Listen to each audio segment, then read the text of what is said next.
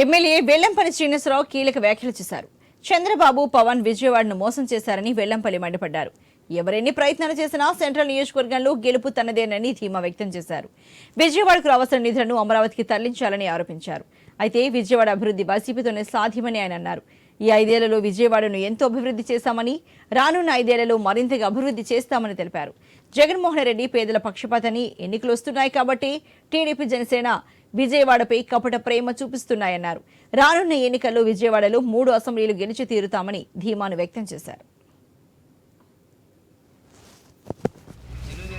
జనసేనకి ఒకటే కోరిక, ఊరకే ప్రజలకి గ్లోబల్ ప్రచారం అని చెప్తారు. ఈ గ్లోబల్ ప్రచారం ద్వారా చెప్పితే నిజంగా అక్కడ వాస్తవం కాకపోయినా వాస్తవం అనిపించుకునే విధంగా వీళ్ళు తెలుగుదేశం ప్రతిపక్ష పార్టీలు మాడుతున్నాయి. జగన్మోహన్ రెడ్డి గారు పేదల పక్షపాతి, మీరు గుర్తుపెట్టుకోవాల్సిన అవసరం ఉంది. పేదలకు మంచి చేస్తాడు తప్ప, పేదలకు అందరూ కూడా అన్ని రకాల మంచి చేస్తాడు తప్ప పేదలకు ఎప్పుడు కూడా చెడు చేసే ప్రభుత్వం కానీ మనస్తత్వం కానీ మా ముఖ్యమంత్రి గారికి లేదు. తెలుగుదేశం కానీ